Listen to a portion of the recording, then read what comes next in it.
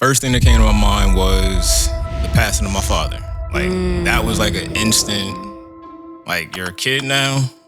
Now it's time to grow up, figure out things. Like, it was just like an instant, like, just got dumped into a ice bath. Because my dad was the first person who, like, bought me a camera. So it was like, I knew it brought me joy. It quieted everything for me. Learning how to put, like, my emotions in, like, a constructive, like creative thing. Like, life-changing for sure. What if taught you about yourself? That. Yo, I'm guilty of that. Yo. Nah, I'm calling cap. So eventually I did. One of your main phrases. You can't buy. Oh, I can talk about this for days. What conversation do you wish you could still have with your dad? You're now watching Depth.IRL with Abani, aka Von God. If you're here for real conversations and honest perspectives, make sure you like and subscribe. I'm committed to bringing you the highest quality content every time. Thank you for being here. Now let's get into it. Welcome to Depth.IRL. I'm your host, Abani, aka Von God. And today, I have the pleasure of speaking with fellow photographer in the 518, fellow creative overall, Jalon. All right, so it's nice to finally have you here. Word. It's been a long time coming for sure. All right, so I have a few different categories that I formed around some of the answers that you provided me. So I guess I want to start with, who is Jalon, right? Who is Jalon? That's my first category. That's not even the question yet, all right? All right, bet. So when you think about the person you've become, who is Jalon today? Oh, man.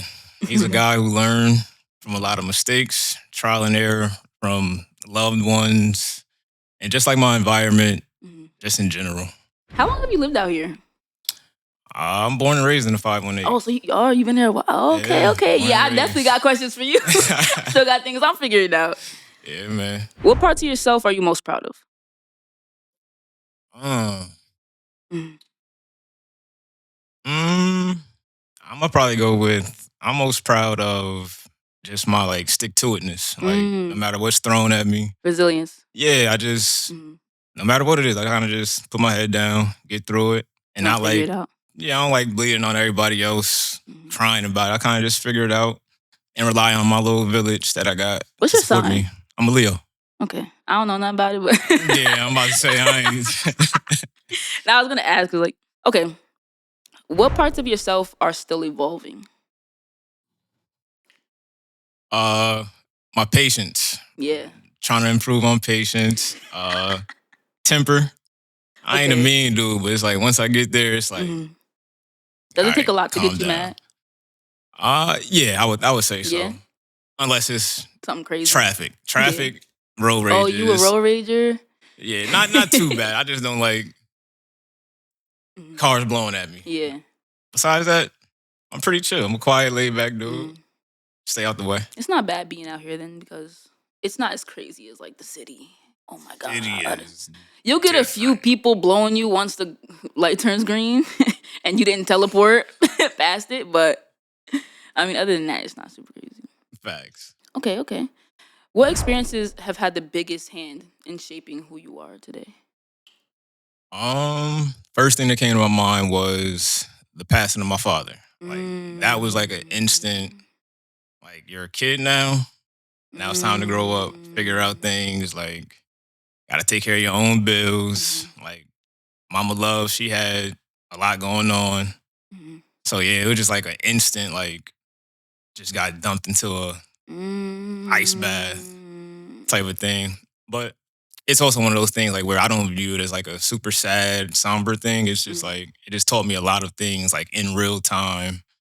And it was like one of those things that pushed me to, like, really, like, drop, like, my first real bag on a camera. 'Cause my dad was the first person who, like, bought me a camera. So it was like, I knew it brought me joy. It quieted everything for me. So it was like, I'm like, all right, I'm about to just throw it into it and see what this do. Was it recent? Nah, my dad passed in, I want to say it was like 2017. Yeah, so it's been almost 10 years. How old were you at the time? I was, don't give me the line. I was 20, I was 20 when he passed, turning 21 that year. Damn, yeah. Yep. Yeah, my dad passed too. He passed 2023. Are you one of those people where it's like you look for the sorry for your loss? Because me, like after a while, I got like, it's all right, man. Yeah, I think I have a very similar coping mechanism. Like almost to a point. Well, it's like it's healthy in a way that it doesn't like hinder you from getting things done and stuff. But it might hinder you in ways that like you're pushing it down and you're suppressing it. For me, I kind of got too deep into the. All right, I gotta worry about everybody else's bag. Yeah. So eventually, I did go like the therapy route, and that made me realize like all the things I was suppressing, like just started kind of like turning into just like a bitterness that I was taking out on loved ones around me. So like really talking that out and learning how to put like my emotions in like a constructive, like like creative thing, like life changing for sure. What values guide the way you move through life? What values? The golden rule, man. I just try to treat others the way I want to be treated, and like I live by that. Like, I'm not a person who's like big on like the materialistic things. Like, cash really doesn't move me. Like, I ain't gonna say the president because but I'll treat somebody who's a billionaire the same as I would. Yeah, same homeless person, like whatever. I'm just a cool, like everybody like life hard. Like, so I try to give everybody that same respect. And for more reasons than one, because like the janitor could become the president. You know what I'm saying? Then he gonna come for you. That's a fact. You are not getting pardoned. All right, so let's move to like growing up, because we touched on you being here in Albany. What was life like here? I would imagine a lot changed, but how was it growing up? Growing up was pretty cool, man. Like, well, I am from here, but it's like my dad's side of the family is from Alabama. Like, okay. Yeah. So I seen you went there. You said home. Yeah, so I'm like, yeah. Okay, so it's okay. like summers. A lot of summers was spent in Alabama. Okay. But here, everything here was just smooth, man. Like, I'm a big family guy, so it's like just I think back in my childhood, and I think about my cousins, my aunties, everybody just kind of like being under not one roof, but it's like my mom's house was like kind of like the meeting ground, epicenter of the family. All the cookouts, kickbacks, parties. Like eventually came to Mama Love crib. So that's fire. Yeah, so it's just like super chill, low key. And when I go down south, I try to tell people like when they hear New York, they think of New York City. Oh, but it's even like New York. Like here, Albany, compared to like where my family is from down there, it's like New York City. Yeah? Oh, for sure. Like my fiance is from a city, Florence, Alabama, and it's super slow down there. So, yeah. Okay. She got up here and it was like, oh my God. There's a lot more movement like than you're used to. Yeah, and I'm like, then we went to Manhattan and she understood. Yeah, word. Yeah, that definitely resonates. Because I don't know if you ever heard of Ellenville. Nah. It's like an hour 45 from here. It's like the smallest little town ever. Like there's like no traffic, no nothing. So when I moved out here, same feeling. Maybe it's just because you've been here a while. It's like you're just used to it. Yeah, I think that's what it is. So how was it like? Because when I was growing up in a town with less traffic, it's like you need a car to get anywhere. So how was it being a kid? Like even having like certain friendships, relationships and stuff, and you have like that access. Like, I could just walk over there. We could just meet here. You know what I'm saying? It's not where, my mom won't bring me over there, type of thing. So for me, it was like, I never like really understood how privileged I was until like my brother would come up here from Alabama because my brother lived in Alabama. Oh, okay. Yeah, so he would come up here and all we had was our bikes. And the bike, like that was all you need. Like, yeah. It felt like our bikes was a Tesla, man. Like, we was out here living. So yeah, definitely just having that ability to just either walk to a corner store. It's like all those things that is normal for a New Yorker. Like when you go down there, it's just like, all right, I get to see auntie, grandma, grandpa. Yeah. It's like after a week, it's like, I need my corner store. Like, where? For sure. Okay. Yeah. Walmart trip used to be a road trip. That's You had to exactly how it schedule it. is in Alabama for sure. I'm Walmart and gas screaming. stations. So having all that access, what kind of kid were you? Like, were you more of an introvert, or were you kind of like, yo, you playing ball, pick up, yo, I'll meet you at the court, what's up? Like, I guess what would best describe me is low key antisocial extrovert, because it's like I was that guy who loved to hoop, played baseball, so I was always outside being active, but I'm not like a super talkative person, so it's like the people that I'm close with, like, oh, they'll tell you I talk too much, but it's like if I'm like around, you gotta get comfortable. It's like I'm not the guy that's going up there. Oh, hey, friend, like, nah, that ain't me. Like, I'm gonna just play the wall, be cool, catch your vibe, and then it's like, oh yeah, I rock with him. You might get a little head nod every now and then. But that's most. Like, nah, yeah. Okay. Looking back, what parts of your upbringing shaped you the most? I'm going to say being like I said, my dad's from Bama, my mom's from up here. Okay. And being that I spent most of like the school years here, I would say, well, I got on both sides of the family just a lot of strong, independent Black women in my life. Amen. So it's like just being around them, just in general. Like, I done seen every walk of life, I feel like, through the females in my family, whether that's somebody down on, like, on their luck, whether that's somebody who just walked the stage, like becoming a nurse, finishing school. Like, I done seen so many great, strong, independent Black women, and I feel like that has had the biggest impact on my life. Like, the way just my mindset towards women and everything. It's like I truly owe it to the fam, for sure. A lot more guys need that. That's a fact. All right. What lessons from childhood still show up in your life today? That still show up. First one I think of is my mom always had to get on me with my procrastination. So that definitely that definitely felt shows. That one. Like, I'm the king of last minute. Even at like my job, it's like we get a 2-minute grace period every day. I'm clocking in at the last second of that 2-minute grace period. You know what it is? Because you know that you can still get it done regardless. That's a fact. Once you prove that to yourself once. That's all I need. That's a fact.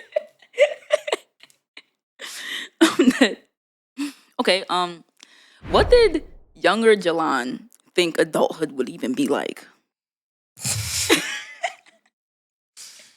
Oh, man. So, younger me thought I would have, like, Grand Theft Auto cheat code, just infinite money. And I'll be able to just not have to go to sleep early, stay up, and everything was just going to freedom. be... Freedom! Like, just, everywhere. You feel me? Just, everything's going to be a breeze. And now we're here. And now gas $5.50 a gallon. To be fair, they started cooking us once we became adults. That's what I'm saying. Like, the world decided to go It wasn't left. this bad. We could actually imagine a brighter future when we were younger. That's a fact. Now it's nasty out here in these streets. I'm screaming. Okay. Move along. So now we have an idea of who Jalon is. I want to move on to how you see the world. Okay. Perspective. I like that. It's my IG. Okay. Well, all my socials for the most part, at Jalon's_view. It's all about perspective. What catches your attention that most people miss? That's a deep one. So I feel like I have these talks with my fiance a lot. She's somebody who, when we first started talking, like, she seen my photography and was like, oh, that's dope. And it's like, part of me like accepted that, like, oh, appreciate you. But appreciate you. Yeah, I'm thinking like, she just like me, so she don't like anything I do. Okay. Yeah. But like, just watching her, like, and how she consumes like what I do, it's really like slowed down my thought process. It's like she'll look at me, like, she done been on photo walks with me where it's like Like, what That's about fire. that like made Yeah. you stop and say, "Oh, this is the frame"? And that's like really a question I don't have an answer for because it's like it kind of just talks to you. And it's like I feel like when I'm out there with my camera, it's more so like everything just becomes a movie. It's like I'm looking for certain scenes, and when I see it, it's just like I try to be a fly on the wall. Yeah. I don't try to be that guy like where it's like, yo, I'm come take a picture. Yeah. Even though it's like I've done that before, like trying to get like work on my social skills and not be that weirdo that's just Yeah. and like act like I ain't take a Yeah, I picture. see your photo walk videos. Yeah, facts. Yeah, so it's like that's just just trying to take on the scenes and just let it speak to me. And just the idea of like catching something in its raw form without like with it. It's the best. It's the best. You know? For sure. I totally get that. And that like that's gotta be so beautiful that like have somebody who's like interested, like genuinely interested in picking that apart. You know, because most people, you know, you send them something, you show them something, fire signs. Oh yeah, you know, oh that's so good, but they don't even really necessarily like that's definitely dope. Yeah, facts. It's definitely a blessing. Like it changed like my thought process because like, you know, as the artist, you just snap, edit, maybe not, and just either post or, you know, just live in your archive. So it's like for somebody to see me like the whole process, the whole behind the scenes, and then it's like a simple question of like, yo, what made you do that? Yeah, And literally. it's like blew my mind. It's like Yeah. I don't know. You challenging me. Word. Okay, it's funny that we just touched on that because my next question is in a similar realm. What makes someone or something interesting to you? It can be whatever. It's like that's actually something I've been like going back at my like and looking at my archives and like trying to like listen to my work. Like when I'm out there, I kind of just I fire off, especially if I'm like shooting digitally. It's just I might take 1,000 pictures. Yeah. Boom, boom, boom, boom, boom, boom. But then it's like now I'm going back and like looking for like my triggers. Like what am I shooting the most? And as of lately, I would say something about there's a lot of like homeless people in the downtown Albany area. Oh yeah, down here, hit Central, that whole like vicinity. Yeah. Yeah, and it's like for me, like I said, like janitor, president, right. you don't get treated the same. So it's like when they come up to me and they asking for cash, it's like I ain't just gonna be on something like, nah, bro, I ain't got cash for you. It's like I'd rather get you like if you hungry, let's go into the pizza shop. I'll Yeah, chop because it you up don't know with what you. they're gonna do with it. Yeah, Yeah. so it's like I feel like there's stories, and it's like just from like no lie, I took this guy that's always like around my little like my house. His name James.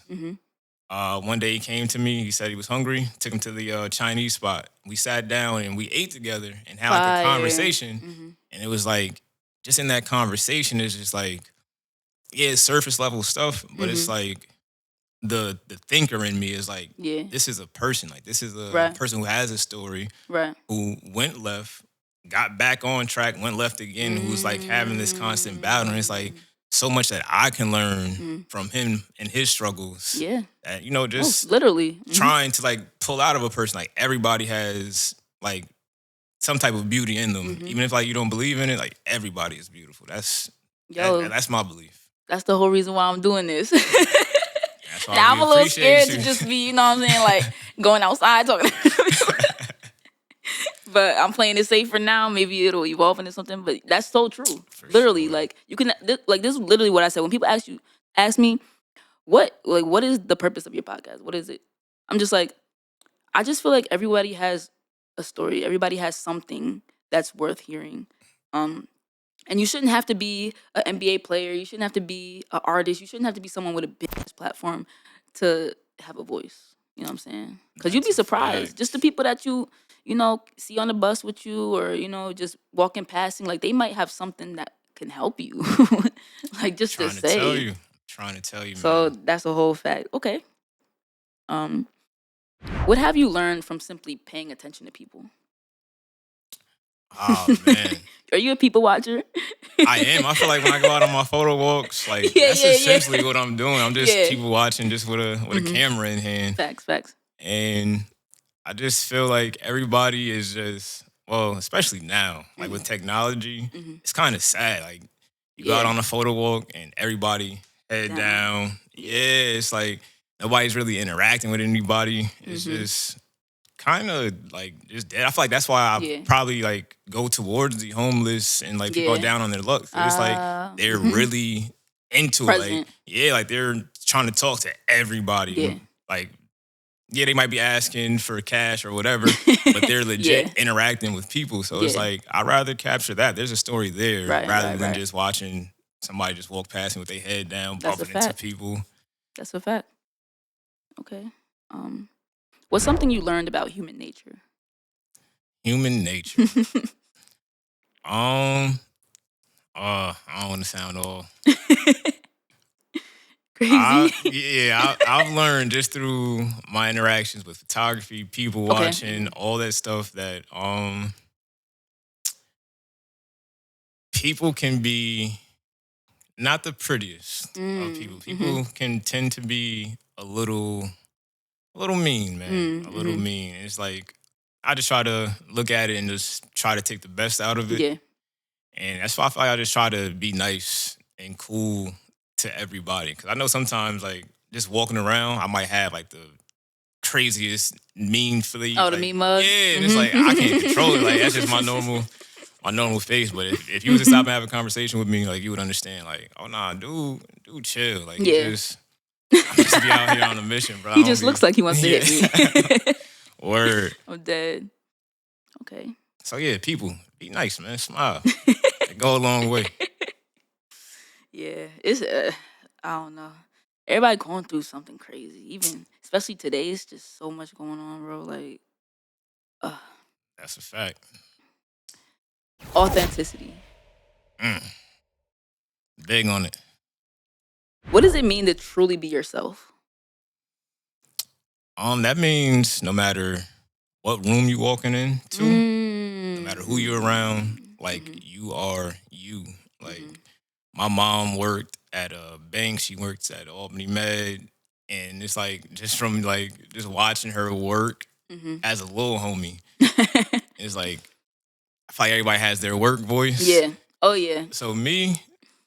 Hello, Mr. Patrick. I never liked the work voice. I never liked the putting on. It's like I'm going to be me. Yeah. Jalon every day, every week, and it's like, From if you asking me, I think Jalon's a pretty cool dude. So it's like, why would I like tone that down? Why would I try to be like I'm gonna be myself, man? If you rock with me, I rock with you. If you don't, it's too bad.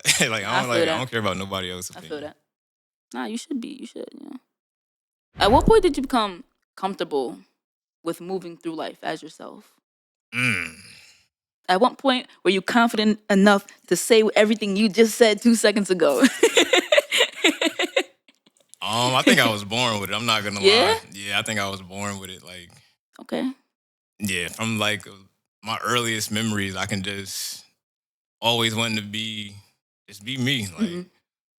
Well, no, I can like think back to like my mom, my dad telling me like, man, be yourself. Like you ain't gonna be no follower. I'm not raising a follower. Right. You're gonna be yourself, and that like it kind of just clicked at an early age. Like, yeah, you know what? Y'all spitting. Like I can't just be myself.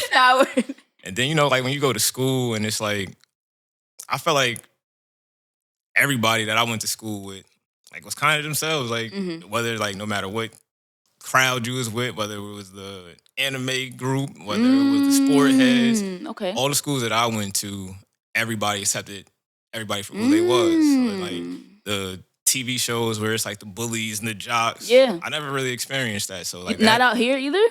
I never experienced it. Everything was pretty chill. Like that's crazy. So yeah, that kind of definitely multiplied my unapologetically me vibes. That's dope. That's fire. I would think like. I don't know, maybe just because it's a town, a city with more traffic, that there's just like more kids from different places who are probably used to that. Like the first school I was with, first school I went to, they were heavy on that. What are those? See, I went to all charter schools though, so it's like every school I went to was like uniformed out. Okay, yeah. Yeah, and a lot of the schools I went to, like the days were How long. was that? And like having that sense of individualism, like. I was a Did you feel like you guy. had to do a little more? Because it's like you can't really express yourself physically. I feel like you was able to get it off. Yeah. You were still able to get it off, like even if it's like a scent or like you just brushing your teeth a little longer than somebody else. Like you can still get your expression Yo, off I'm weak. through book bag, through whatever. Nah, but yeah, true. I'm dead. yeah, charter schools. Like I actually was like I ain't gonna say the face of the charter schools, but my mom, like me, and my mom was like on a commercial, like the commercials. Oh, that's fire. Okay. Yeah, all that stuff. So yeah, everybody just was chill. Like I ain't really have like we would have sessions like where we playfully like roast each other or something like that, but everybody knew it was rooted in love. Like Yeah, nobody yeah. went home crying. Yeah. Was Everybody it chill. very diverse school?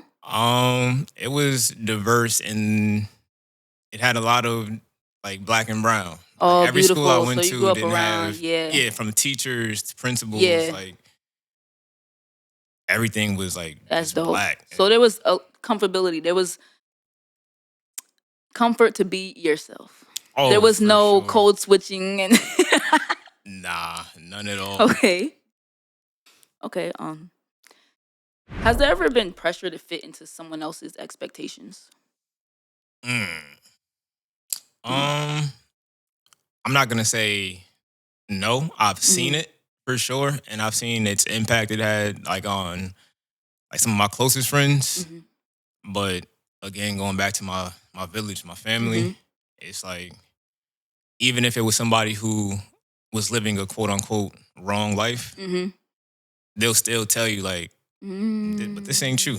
Like you're smart. You ain't gotta do X, Y, and Z. Learn from my mistakes. Don't be my yeah, you feel me? So it's like I've seen it in situations where like whether it was fear or just like, just wanting to be down or wanting to be in with like the older crew that who you think was cool. Yeah. I just never had that. Like the loved ones in my village, their voices was way louder than somebody that can just flash me a little drug money. Yeah. So it was like, nah, bro, like I'm cool. Like and I don't make you cool. Right. Like, right. Yeah, mama love, she gonna go punch that clock. You feel me? And may get it a little later, a little after, but we gonna get it. We ain't hurting for nothing. So Did you ever have it in a way where it's like a pressure to fit in someone else's expectations? Like pressure to be something you don't necessarily want to be? Like maybe career wise or like going to school for something? Like did you ever have any pressure to like take any specific route in life?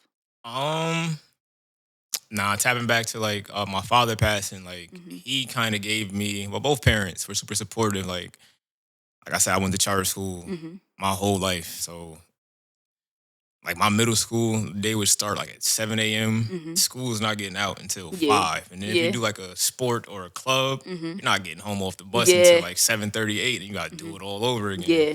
So it was like once I graduated high school, I was kind of schooled out, and I had told my parents, I was like, all right, I'm gonna take a year off. I'm gonna take a year off, and then I'm gonna get back. I'm gonna get back to it. So, like, I want to say like maybe 4 or 5 months before my dad passed, like I had just started going to Hudson Valley, and I was just like, just taking some basic classes, not really knowing what direction or what career path I wanted to like go with. Yeah. I just know staying at home wasn't going to be an option. Right.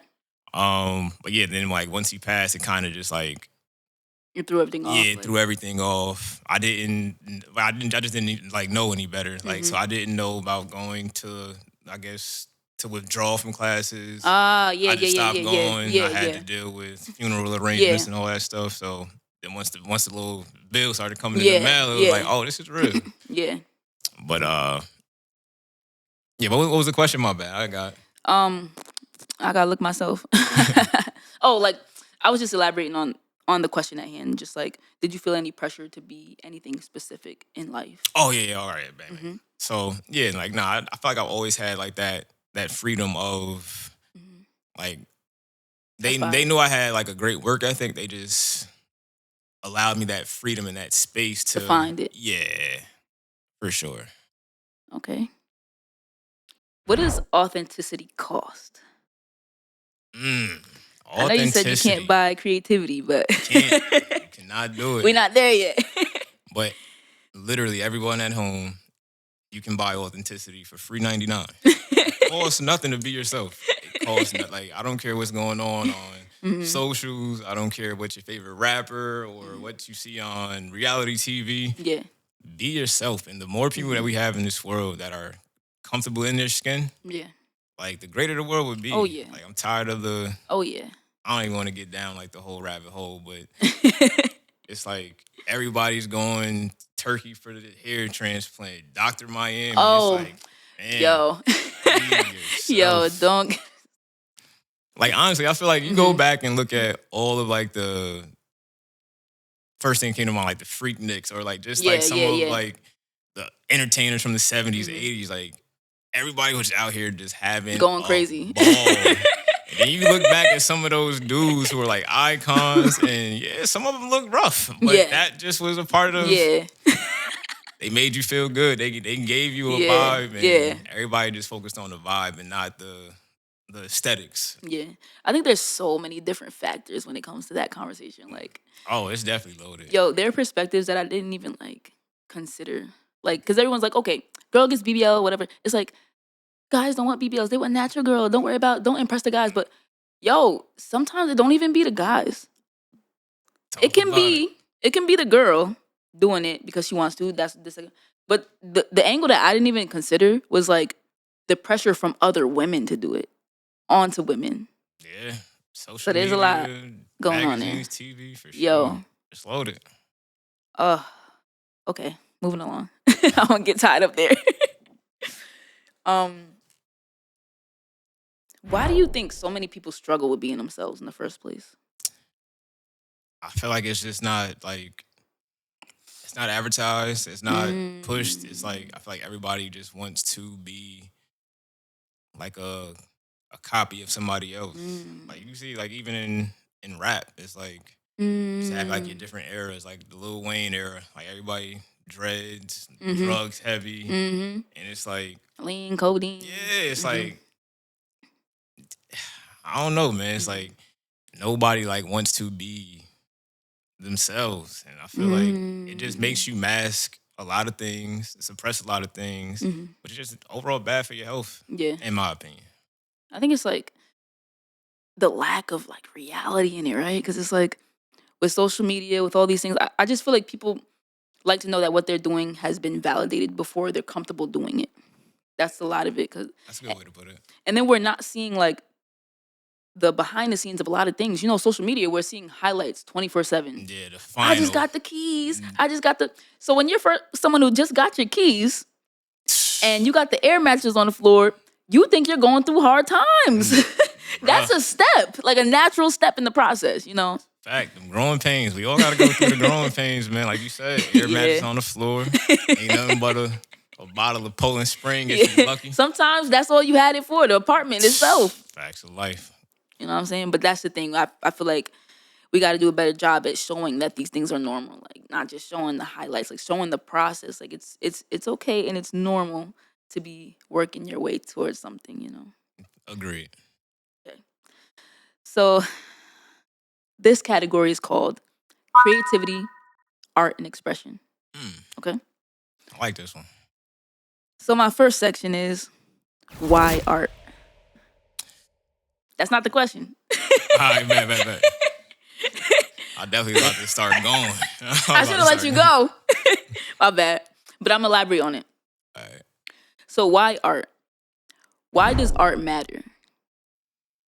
I feel like art is like one of those mediums where the self-expression like comes through the most. Like you can't, like everybody done practice painting the Starry Night in school. Right. You ain't gonna be Van Gogh. Right. So it's like art, like when it's just a blank canvas and you are putting what's inside of you onto that canvas, no matter what it is, it's going to mean something. Like it might mean something to you. You might have a different look on it. I might have a different take on it. And that's why it's just the thing that just keeps like just going. And I feel like it's just like one of those things like where it appreciates over time. That's like you see all these art pieces that just First thing I noticed when I came Nah, in was the art facts. piece. Like, Yeah, that's yeah. hard. Like, Nah, that's a fact. That's a fact. Yep. self-expression, man. Okay. What keeps pulling you back to creativity? You ever had points where you wanted to like quit? I'm actually going through a rut right now, for sure. Like on that trip to Alabama, I brought my film camera, and I'm Googling things because film is light sensitive. Tell the audience. I know, but I feel like I know what you're gonna say. But yeah, so like I had to learn the hard way, like traveling like with film, like the X-ray like machines definitely damaged all of my film. So it's like I had a couple of blank rolls, a couple that just looked funky. So it's like right now I have a roll of film in my camera, and it's like I'm already knowing like you debating on it. It's not. It's like I had to put it through the machine too. So it's like I'm already knowing like there's a good chance that the film in there is kind of like cooked. So it's like it's kind of been like a little depressing. Like I haven't to pick up my film camera in a minute. Like my last few photo walks, I've done all like with my digital camera, and like I was just hitting like a little stride, like where I wasn't leaving out the house without my film camera. Yeah. So it's like I just kind of like opened up and shared that with my fiance, and it was just like me getting it out was like, okay, yeah, I got it out there. Yeah, I know I'm going, like me getting it out there is like going to put myself like on like my own little personal shot clock to where it's like, all right, I'm not just gonna let this little TSA scan like just keep punking me. Like, I'm gonna go out there, I'm gonna finish that roll, hope I get something. If not, there's more film to buy. Now, I've never dealt with film, and there's going to be people listening who probably don't even know what really you're talking about. So elaborate more on like the process. Like how is the process like from shooting to actually holding a print in your hands? And then like how is it different from digital? Oh man, it's so different. So I literally just taught myself like over the past year and some change about film. Like I started digitally, and digital is like you pick up your camera, you point at the subject, shoot, and you can instantly see what you got. Okay. Film, you have to buy a roll of film, put it into your camera. Depending on like if you got a roll of 24 exposures or 36 exposures, which basically just means shots, like how many pictures you can get in a roll. You go out and you shoot. The only difference is like when you're shooting, you just advance the lever and it's like you're on to the next frame. So you don't see anything. Kind of like a Polaroid in a way, but like you don't get it instantly. Very, very similar, but without the instant. Like so you have no idea what it's even gonna look like if it's blown out or anything. Nothing. Oh, that's crazy. Nothing. You got to be nice then, because you just know shit about you got different little tools that you can like a light meter. Okay. Even apps on your phone like where you can like know like all right, I'm gonna put the settings to where it's like all right, this is gonna give me the perfect exposure, but still, like maybe there's like a crack in your camera that's letting light in. Like you never really know, but that's like kind of the beauty in it, the beauty of the film, because it's like film has its own self-expression to where it's like film might have more grain. It has to, because I would say, especially in video, there's a lot of that, the film emulation, like trying to get everybody that look. Tries to get it, but it's not the authentic thing. So it's like, you go out there, you fill up your roll of film, and then for people who aren't like trying to go insane, pull their hair out, I would say take the pictures to a photo lab or Walmart, Walgreens, and have them do it. Yeah. But I'm a little bit like a little insane, so I also told myself how to like to process and scan my film. Nah, that's not insane. There's probably a deeper like appreciation for something when you really do every step of the process. Yeah, for sure. So it's like then like once you get your chemicals, you do everything. You then have to wait for the film to dry, cut the frames up, and scan them, and then you can see what you got. That's crazy. Yeah, so it's definitely like just trust the process, keep it pushing, and just hope for the best. So definitely like a difference in a sense of security. Like, I'll take a picture and I'll be like, all right, I know exactly what this looks like right now. I know exactly what I'm going to go home and do to it. Like, that is completely risk. Oh, for sure. Like, is it a really expensive like process? It can be, especially like opposed like comparing it to digital. Like a roll of film can, let's say, run you $10. Okay. all right, so you get the film. You then have to get it developed. Mhm. That can be another like $10. Mm-hmm. And then you have to get it scanned. Mm-hmm. And that can Okay. be another like $7 to $10. So it's Okay. like for 36 pictures, you just spend $30. Yeah. Okay. So Okay. yeah, it'll sneak up on you. It'll sneak up on Okay. you fast. Okay. Oh man. So what do you like do when you're in those moments? Like aside from like talking about it, like how do you get over those hurdles, or like what do you do to when you get in those moods where it's like, damn, this like, because I get it. You working on a project, you delete that, you Oh, record into an SD card, and that it's a is different type of corrupted. heartbreak, boy. Different type of heartbreak for sure. Mm-hmm. Just more so, it's cool to take a time out. It's cool to Mm-hmm. take a time out. Mm-hmm. But just don't let it like start to So, boil and brew and become something that it don't need to be. Like yeah. the more you go outside, like even on a walk to the car, like I seen things like to where it's like, oh, that would have been a cool shot. Mm-hmm. And like once that starts happening, I start getting that itch again. Yeah, you like, It's all like, right, yeah. yeah, I go back in the crib, I look at the camera, it's like, all right, bro. Yeah. Even if this one's a dud, yeah. oh, the next one I'm cracking Yeah. and muffin for sure. Yeah. Yeah. Okay. What role does creating play in your life today? It plays a huge role. Like it's especially with like how film like stepped up and became like something so meaningful to me. It's like now I kind of move and think. Like I can't even watch TV the same. Like I'm sitting there like looking at my lady, like tapping her, like, hey, Yeah. like you seen that frame Yeah. right there? Like that's tough. Like I'm trying to tell her about the little Spike Lee frame, like iconic. I'm like, so it's like it literally changed the way I walk around, the way I view everything, and it's like just yeah, it's in everything. Like everything I do, it's like I feel like the lens is like from photographer. So it's like it's in my everyday life. That's fire. I feel like I'm still developing that. It's funny you say that because when you said that immediately, my last job, I used to work at Frito-Lay, and we made like chips, right? For sure. So like, so I was the person essentially who like determined how much goes in the bag and then like seals it up and stuff. Oh, I might and it got a gets problem date. with you. I ain't gonna lie. Hey, I did my due diligence. If it ain't have my initials on it, it wasn't for me, all right? Yeah, I be cheating the people nowadays, Frito-Lay. But yo, so it's funny because when you go through the process and you see everything, yo, I find myself walking into the supermarket and I don't look at chips like a normal person. I go in there, I pick the bag up, I'm looking at the bag like, man, this seal could have been. Oh man. So it's funny that you say that. So like watching movies now and shows, you're looking at the composition, you're looking at a lot of different things that are going on, not what a normal consumer is paying attention to at all. Yeah, like Sinners, like when Sinners came out, Yo, like that one lived like on a constant loop, and everybody was talking about just how dope the cast was, which it was. Like it was a great film, but it's like for me, I'm sitting having talks about Ryan Coogler. I'm like, bruh, this man is goals. Like he started out super low budget. Like I'm more so interested in that more so than the movie itself. But the movie was dope. Shout out to Sinners. For sure. Okay. What inspires you lately? I'm a person who always can find inspiration in music.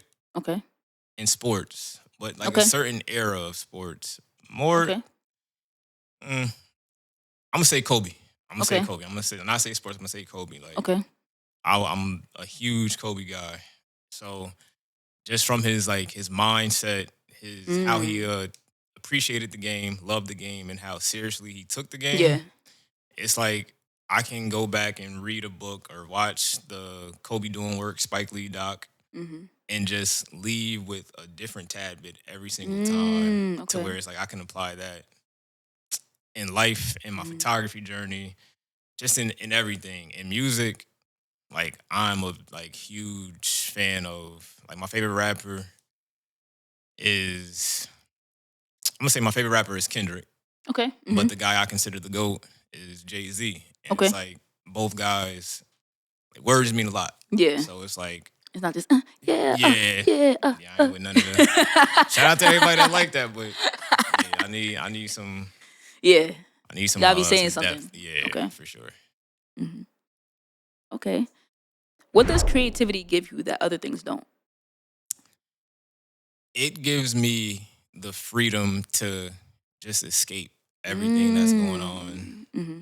outside. Mm-hmm. Like whether it's a tough day at work, whether it's financial Mm-hmm. issues, or whether it's just I'm not feeling well. Yeah. Like I can Yeah. pick up my camera, I can work on pictures, or I can just even like be brainstorming my next personal projects. Mm-hmm. And it just like allows me to leave all the noise behind and just get lost in something. Like Mm-hmm. that is the biggest cheat code that I found that worked for me. Like I Okay. used to have that kind of same feel like for the gym. Like I am a fan of like working out and stuff, but Yeah. it's like I done found that with the Yeah. camera. And it's Mm-hmm. like, yeah, definitely a big part of my life. Okay. Okay. Beautiful. The creative mind. Where does creativity actually come from? Oof. That is a tough one. It just makes me think back to all the conversations that I had with Mm-hmm. people who, like, I say, like, oh, like, for me, I view photography like, oh, it ain't that hard. Mm. But then it's like, I get like the Van Gogh thing. Like, You anybody can just can't try buy. it. But Yep. it's like, Yeah. I feel like it's just something that's just in you. Yeah. Like, it has to be in you. And yeah, I don't think you just can't manufacture it. It's like Yeah. something that just calls out to you. It's unique to you. Mm-hmm.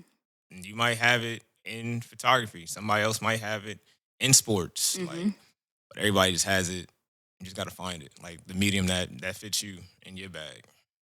All right. You don't find it, it finds you. Yeah, I like that. We're gonna roll with that one. How much of creativity comes from talent versus experience? Mm, talent versus experience. I'm gonna say that the creativity. I'm more gonna say. I guess I'm leaning towards experience Mm-hmm. because you can have the most like talent in the world, but if like you're not in these different like arenas and Mm-hmm. environments, it kind of like serves you no Yeah. purpose. So through those like different experiences, different challenges, you putting yourself in uncomfortable spots, like that's where you truly like the rubber meets the road. Like I've been in Mm-hmm. spots, especially like when I first started like taking like photography serious and like trying to make a Mm-hmm. business out of it, to where it was like taking concert photography. Mm-hmm. Like that's something I never would have That thought seems so about. fucking hard. And it was, but it's Mm-hmm. like me having like the kind of like one being confident in myself Mm-hmm. and like telling somebody like, yeah, I ain't never shoot a concert before, Mm-hmm. but it's camera Yeah. in my hand. Oh, we catching some fire. Mm-hmm. Yeah. So it's like kind of like telling yourself Yeah. you're gonna do it Yeah. before Yeah. you do it, but just being in those different arenas, it really, Helps you develop that eye. yeah, That okay. that you don't even know that you need until you're in those different spots. Okay. Yeah. That makes perfect sense. Sometimes you got to change your environment. You feel so limited till you see something different. That's a fact. Might awaken a different part of you, a different side of you. Okay. Okay. Good answer. um, what experiences have contributed most to your creative voice? Mm. I'm gonna go back in time to Mm-hmm. the little homie Jalon. Like Mm-hmm. when I got my first phone, like when I was in the first grade, it Mm-hmm. was a flip phone that had Mm-hmm. like a little potato for like a camera. Yeah. And I used to just run around the house terrorizing people. Like my mom sleep on the couch. Got her. Family functions, I'm the guy Yeah. that's just running around taking pictures of everybody. Yo, mouth open. Yeah, I need it. Like and at the time I'm just thinking like, oh, it's Yeah. cool. Everybody likes Facts, to do this. facts. But yeah, it's like one of those things. Like I look back now and it's like, oh, like that was the art calling me all back then. Yep. Why do some people create while others only consume? Mm.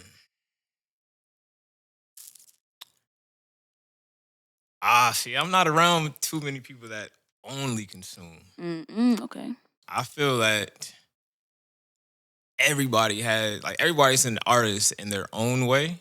Okay. I just feel like a lot of people either don't have the drive to find like their artistic way. Mm-hmm. But I don't know. I guess I would put it more like I don't want to put it all on social media, but I feel like kind of goes back to the people like not like being comfortable, like being comfortable in their own skin. So they'll rather look and throw stones and talk about somebody that's putting themselves out there in this vulnerable spot, like where they're giving their art and a piece of them to the world. They'll rather, maybe it's out of fear or somebody doing the same thing that they're doing to the next person. But or maybe it's like, maybe it justifies to them why they aren't doing it. Yeah, that too. It's like there's and I've fallen victim to that like a time or two, like to where it's like, oh man, I don't know if I want to do that. It might look crazy. They might think X, Y, and Z. Like, so I feel like everybody has that like constant battle in them. It's just more so like just one, being confident in yourself, and just being cool with this means something to me. And I want to share it, and that's enough. Yeah. I feel like it could also be like a lot of people are just in survival mode. I feel like a lot of people don't have the capacity or even the space to even make room for that, like have room for that type of thing, to step out and do something. Like a lot of people just working to survive, working to pay the bills, they're not even thinking about. Yeah, it is tough out here, but He said no excuses. To those people, no excuses. Literally, it can be something that's free 99. We need, like, as a people, we need like those releases. Especially in the Black and brown community. Oh yeah. Like we need those different like ways to express, get our sorrow, our grief out. Cause like if that's it's a stuck fact. inside, that's a fact. It just leads to some nasty situations. Amen.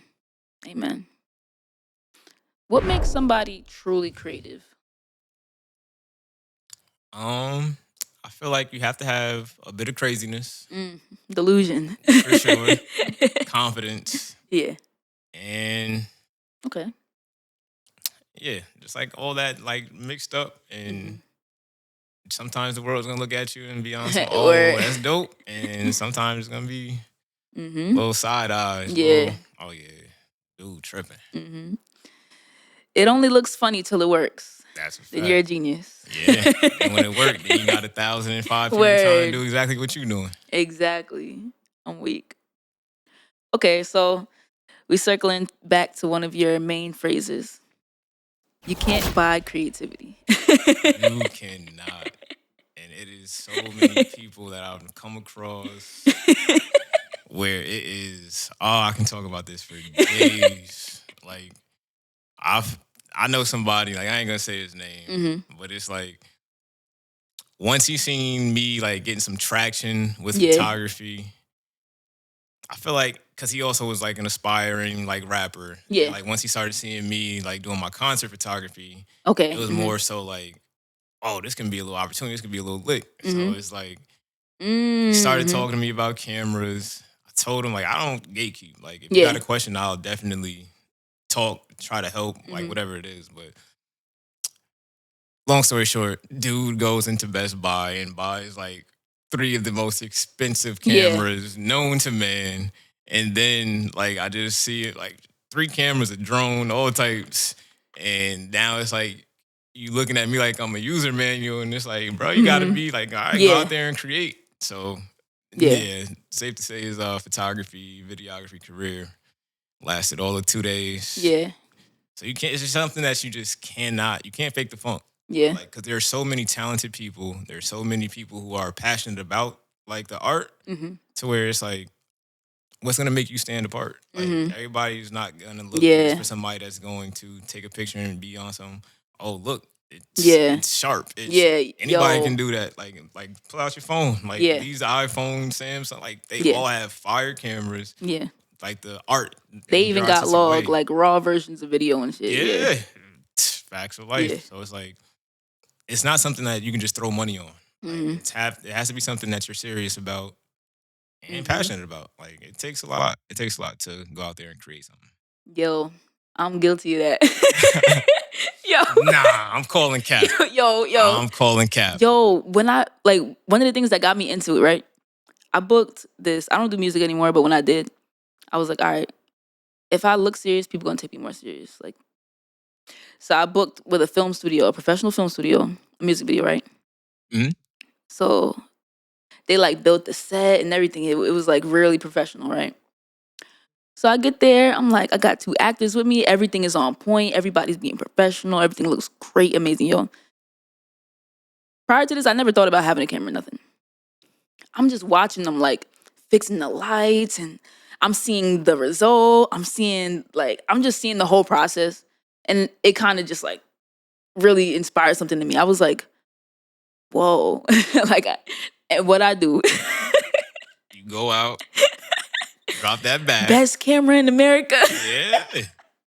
Because you don't know any better. I mean, when you're first starting, you don't know. Like I said, I just learned depth of field has something to do with the background being blurry. So Yeah. it's like. But the difference is you have the ability to know that like, I want to do this work. I want to research. Like that's what made me like fall in love with your content and like just see your grind. Like I've seen it, seen the different setups. I've seen the diffusers. I've seen it all. Not even. Like I'm the person that can respect like the process, right? I respect anybody that's out there putting themselves out there, and like you said, like it might look crazy to you, but to me, I just seen the dog in you. It was like, oh no, like she's serious about this. Whether it was a self-shot music video, self photo shoots, like I seen it all, and I'm like, I know the amount of work that it takes to do all of that, and it's like all the respect in the world. I'm like, you. For sure. So it was like I respected it off rip. So I was like, I'm already knowing. I'm already knowing. I'm screaming. Yeah, man, but that's the thing that, like, I appreciate all of that, by the way. No doubt. But yeah, like that's the thing though. It's like you're like completely ignorant. Because I thought getting the camera was enough. Yeah. I thought the camera did all that. That camera takes good pictures. Yo, even when you take photos though, it's like, okay, now I gotta touch it up. Now I have to Oh yeah, it gets there's so much more than layer by layer. Okay. Where are we at? Okay. Why do people often confuse resources with creativity? Resources with creativity. I feel like so for those people who like just are willing to like spend, it does come off. It looks a certain way, so it's attractive. Yeah. But if you have all these things and you Can't truly don't know how to use it, it just becomes like a big pile of metal, big pile of plastic. So it's like, but like you said, people are ignorant to it and not understanding the work. And like, you can have this whole setup and you might just be back there pressing the same 2 buttons and trying to make it look like you're doing something. Because that's what I was doing at one point. Yeah. And it's like, some people, like, I don't know people who started out early and was having full, like, booking people. Like, people are paying for this. When they see that built out, rigged up camera, trying to tell you. Netflix. Trying to tell you. It's like, I know people who is like making bookings and taking on clients who are shooting in auto, who don't know how to shoot not even in manual. Mm-hmm. So it's like, I ain't mad at you because like the product and like these cameras are cool, but it's like, but now like, it's kind of like, I forget the comedian, but they was like, the Chrysler C300 looks like a Phantom until a Phantom pull up next to it. Oh, yeah. It's kind of that. So like now when you really encounter a real person who knows how to make these cinematic scenes and different lighting setups, it's like, okay. At the end of the day, they're just tools. Like that's something that I really just had an epiphany about, because when I first started, that was me, the big old rigged out, right? And I'm like, technically, this is the alpha of this brand, right? Mm-hmm. But I'm like, is it the right tool for me? You know, that's the question nobody asks themselves. Because it's like, yeah, it's big, it's good, it's like really good quality, it's a Netflix approved camera, all this, but it's like, what does it mean if I can't even fit it in my hands? What does that mean? You Yeah. know? So that's a whole fact. Amen. What experiences have contributed to most? Oh no, my bad. I'm throwing off. Where am I? What's something money can help with, but never replace? Ooh. Money can help with, but never replace. Ah. Mm, That's a heavy one. This that Depth.IRL, we getting is deep. super deep. Money can help with, but can't replace. Um, I would say that's like a gear. Mhm. Like Mm. it can help, but still, it's like you're still going to need like I'm gonna like my final answer is gear, but Okay. it's like I feel like we all have mentors, whether it's like a person or YouTube University. Like we all have Facts. those mentors in our lives. So like yes, money and like can like help you get better gear, but if you don't have like I said that knowledge or like a bit like willingness to learn it, it kind of will just leave you stranded just with All like a right. piece of equipment. All right. Interesting perspective. Yeah, we got deep right there, y'all. That one had me It only gets cooked. deeper. It only gets deeper. Let's get to it. Have you seen people mistake expensive equipment for artistic ability? Yeah. Oh yeah, for sure. Like I just bought my dream camera not too long, like film camera, like not too long ago, and the brand is Leica, and that like it just has like this super iconic and history, like everybody understands and notices. It's like they call like the Mercedes Benz of Okay. like film cameras. So I've been in coffee shops. I've been out like where people who normally like pay me no mind at all are literally stopping me.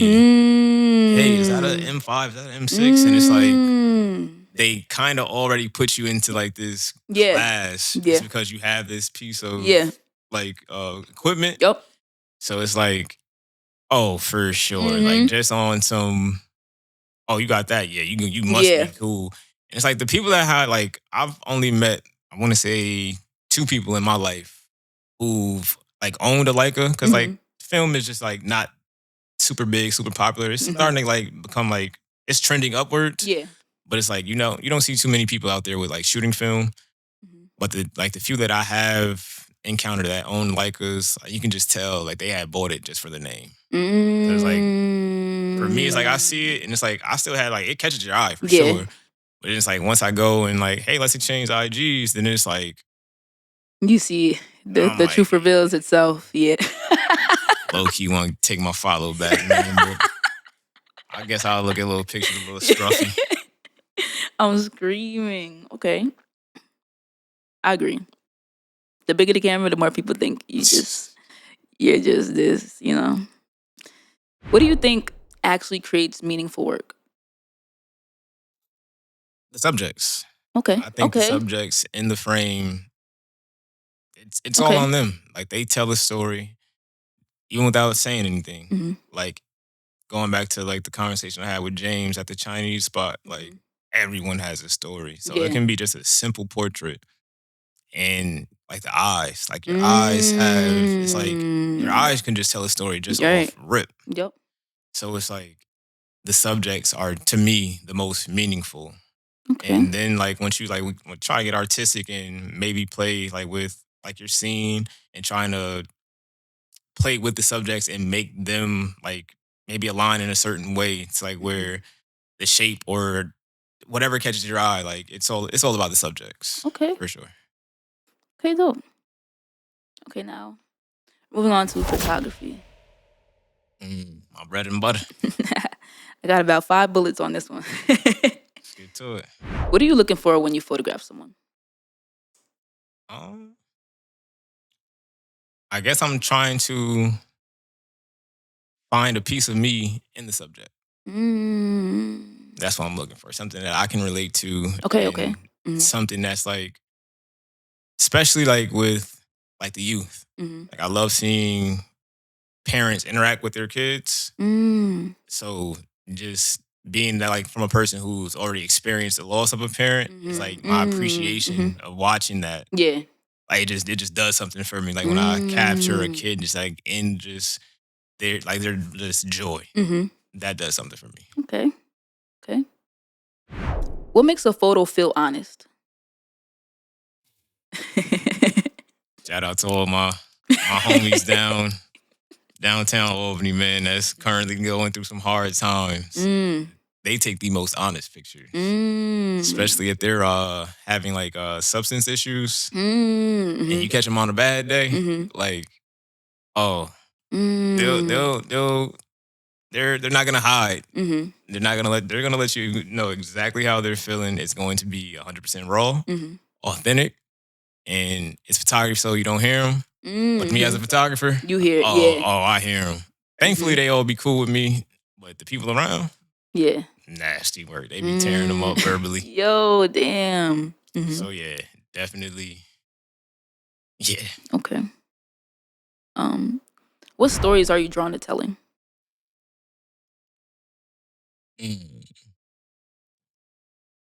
I feel like people in my community, people of color, are always portrayed in these like super aggressive, super violent, super almost like not human like ways. So I truly love showcasing love. Okay. Like that's like one of the biggest things that I'm always drawn to, like whether it's in all aspects of photography. Like I've done boudoir sessions, portrait sessions, couples, all different types of collaborations, like in different things, like where love kind of comes like back, like to be like the center, like the home base. So that's like a thing. Like I feel like it for any of my work, even it's like a photo walk day. You'll feel the love in my frames. At least I feel it. All right. Period. What have cameras taught you about people? I feel like cameras have taught me people can be very.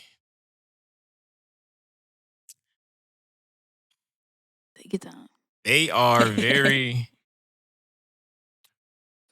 great actors. Great actors. I feel like everybody always tries to portray this look or this way of their life when they know the camera's on them. That's a fact. Good answer. It definitely reveals the facts. Denzel Washington in all of us. That's a fact. Wow. Not a word. People could be actors. Literally. Oh yeah. Literally. And a lot of people like are afraid to be caught in that raw form. Like there's times like I'll be shooting content in here, because I'm guilty of it too. I'll be shooting content in here and I'll be like, shit, I gotta do the dishes. Real talk, like, you can't have that. Trust me, I feel it. I've done shot videos like from my TikTok, and I look back and I see my dog and then grab the sock out of the dirty clothes. And now it's like, all right, we deleting all this. But that's real. Like, isn't that how Kai Cenat got on? Like in one of his streams, the mouse. Yeah, like, I do. But that's real, like, you know what I'm saying? It's not polished. Now, if he had the whole cinematic setup without anything, you know, how could that have changed things? Okay, cool. What if cameras taught you about yourself?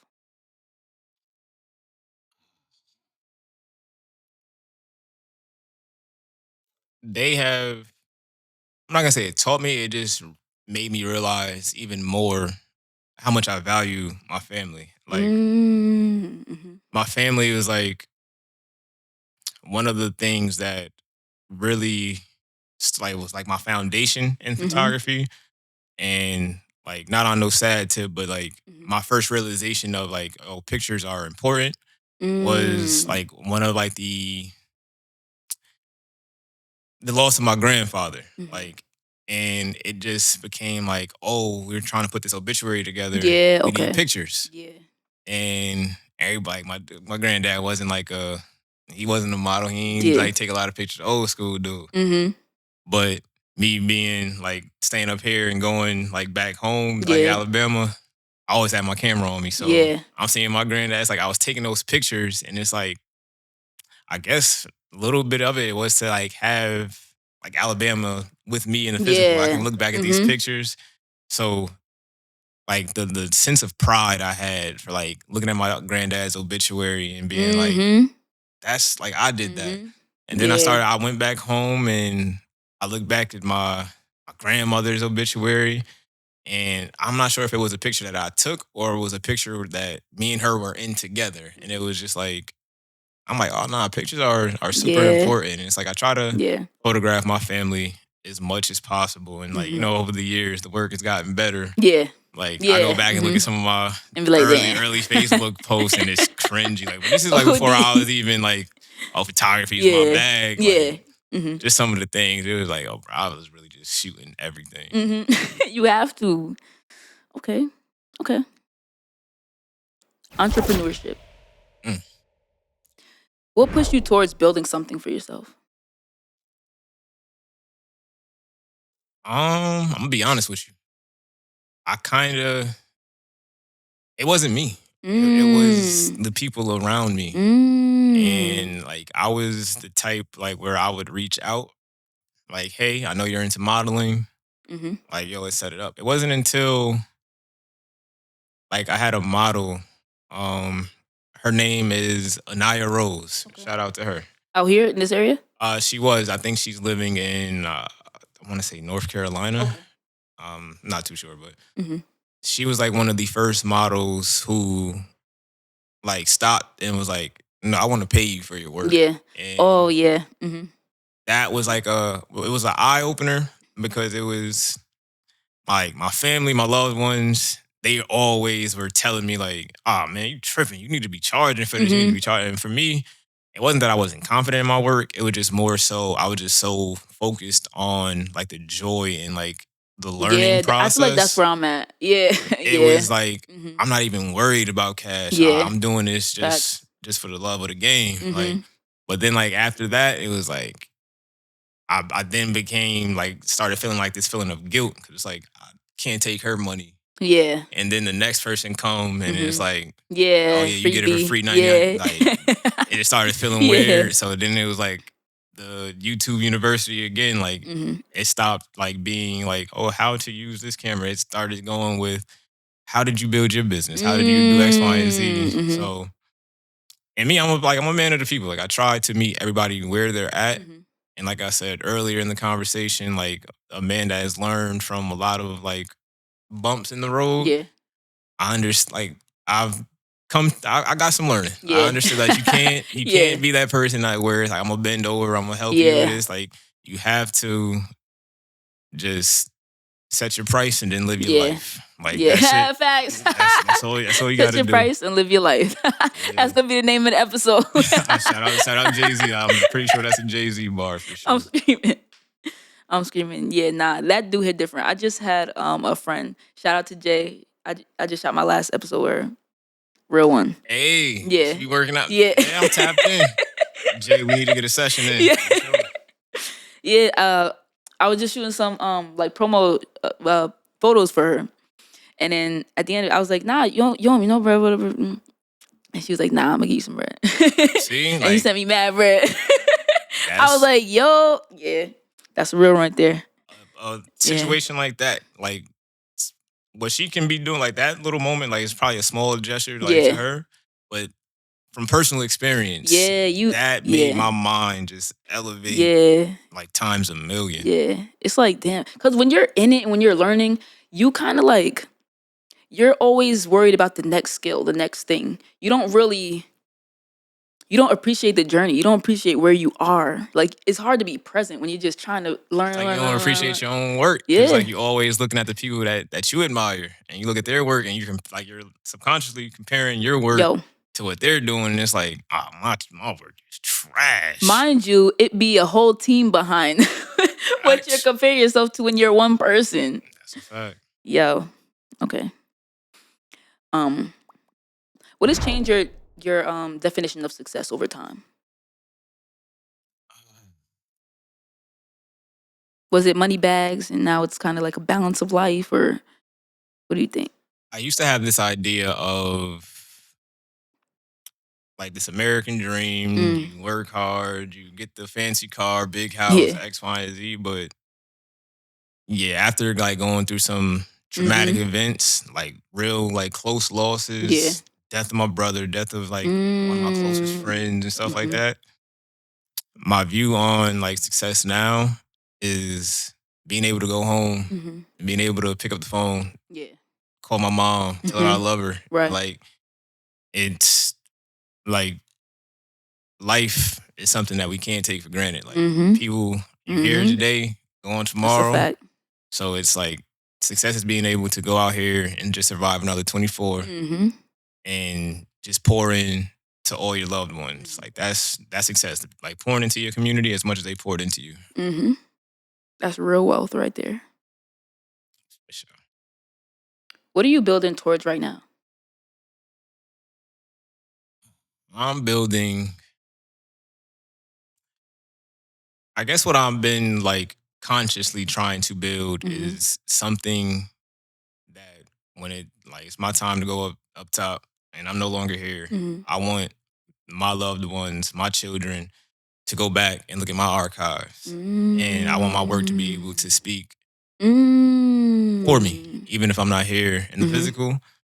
I want you to know about how goofy I was, the love I had for my loved ones, how well traveled I am, and just like my personality. So like, I want to be able to like apply like this big body of work that, it's like this endless supply. Like when my dad passing, it was like, you know, for a while, 'cause like I said, I was like kid walking around, like always catching somebody like on my phone. But after a while, it was like, I wish I had a new picture. I wish I had another one. I wish I had another one. So it's like, I want to make sure my offspring, they don't feel that feeling for as long as possible. Okay. Yeah. I wonder if my mom does that, because she takes like 40 million pictures and posts them on Facebook. Just so we have an endless supply. My dude, she on to something. She on to something. I'm screaming. I definitely understand that. So it's like leaving your mark in a way, like leaving your story. Like, you can't be here forever, but stamp that I was here. For sure. Okay. It's gonna live forever, especially in the digital era. Facts. It ain't gotta be just film. Like, you can leave your mark on people through your art. That's a fact. Okay. What motivates you when inspiration isn't there?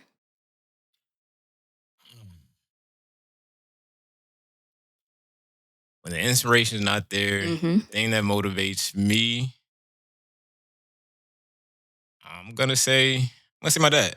Okay. My dad for sure. It's like, even though he didn't see me like start to take photography serious, there's just that internal like mental correlation that I have. Like, all right, once he was no longer here, I poured into this. So he is like the cause and effect of this whole photography thing. So it's like, whether it's a TSA X-ray scan that's messing up my film camera, it's nothing that's going to make me not like still it's embedded still in get you. to it. Yeah. Okay. Got to. If not, I feel like I'm doing him a disservice. Okay. Yeah, I ain't gonna let the OG down. Okay. So that leads into our next category: family, loss, and legacy. Family. In what ways has family shaped the person you've become? Oh, it all to them. Like, they are so instrumental in like the person that I am. Like, I can go down a list like of everybody and like the impact that they had on me. My cousin Elijah, like he was the person that made being yourself Mhm. cool. Like my cousin was a guy who he marched to the beat of his own drum, like into rock and roll. He had a phase of like cowboy boots, and it's like he's here in Albany, New York, and it's like he didn't care like if somebody talked crazy. Like my cousin Sean, like just the coolest dude you would ever meet. Like like my cousin TT, like she's a local entrepreneur who has her own business. Like she does hair, like cuts. Fire. Like she does everything. She's like, so if y'all need your hair needs, hit up the cuz. She the goat. Everybody, my mom, just her work ethic. Like I remember, if I'm sick, I'm popping these pills, I'm going to work. And so everybody, like they're my backbone. Like I pulled from everybody, and they are the reason Jalon is Jalon. A cohesive unit. For sure. Okay. That's beautiful. Appreciate you. What values were passed down to you that you still carry today?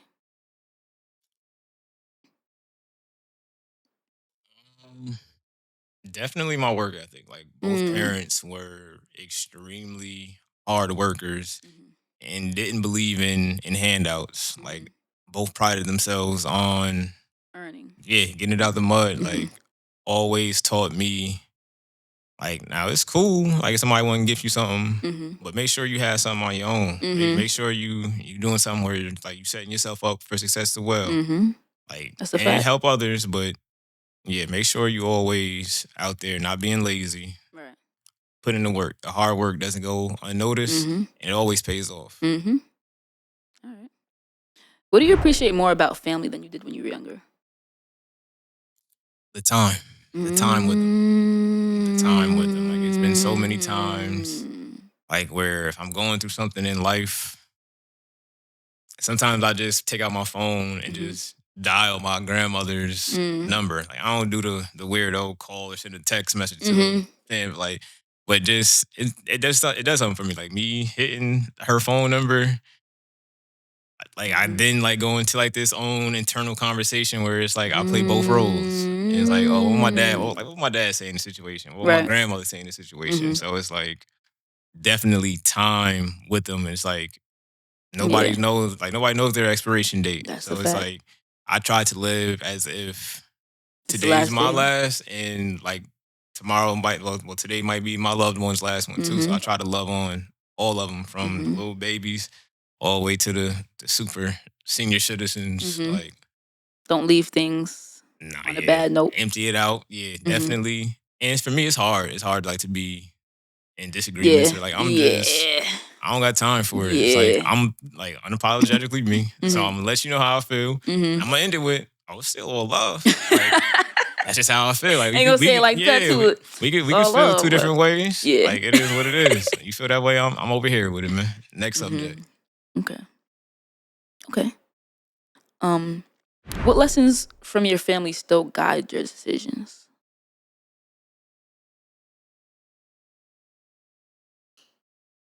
One that I can think of is take my time. Make sure I value, like, and hear all my options. Yeah. Don't not the first thing that sound good. Yeah, definitely, like, taking your time and, just test the market. See what's what. See who's out here posing, and see like what you like, just like what aligns with you. So that's probably the thing that's the first thing that came to mind. Okay. Just taking my time. Okay. Next section. Your father. Okay. What kind of man was your father? That man was a goat. He was a person who he did everything big. He had a big heart. He loved on everybody. He was a provider.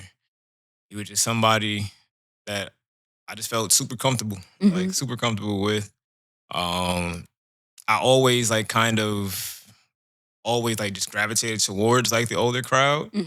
And sometimes like the aunties like, oh, you always in grown folk business. With my dad, I feel like he sensed it, like, oh nah, like this is like dude just got an old soul, Yeah. man. He won a bus. So he's always He won the bus. Yeah, he just allowed me to be in those rooms. Yeah, like yeah. even when I was young, and like he always used to take me to the barbershop with him. So it was like Yeah. barbershops, those conversations can go. Yep. They I'm can already go knowing. sometimes. So it's like it was never like oh nah, you ain't gotta worry about Junior. Yeah. He's straight. Yeah. He's straight. So it was like, yeah. Okay. What are some of your favorite memories with him?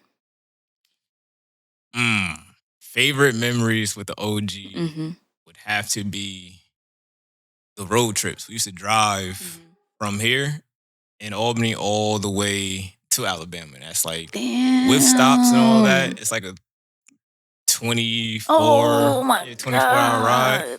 But that's when our love for music. Yeah, the bonding, the conversations, the music. Like, I was the DJ, and then as a kid, it's like I would be on some. Oh, I can drive too. I can do it, man. And he'd tell me like, man, Junior, you gonna be snoring in a little bit. So it used to like I used to just try to like, oh, I ain't going to sleep this time. We gonna do it. I'm weak. Yeah, so it's dope because like now it's like a full circle moment. Like my fiance is from Alabama and she just made the move up here last June. Fire. And yeah, I drove down there and we drove back up, and this was like her first ever. Recreating. Yeah, I'm like every time it's like my dad used to point out like this stadium right here. Yeah, so like I just felt myself like kind of like dang, this is crazy. Reminiscing and like my lady almost sleep. Nostalgic, right? For sure. Okay. What qualities of his do you see in yourself? We are both very, very confident. Okay. Very, very confident people to where he was more flashy. He was way more flashy than me. But just that confidence of I don't care who the competition is. I don't care what room I'm walking in. You're going to know you interacting with me. Yeah. Yo, I'm weak. Okay. What lessons of his will you carry forever? I would have to say,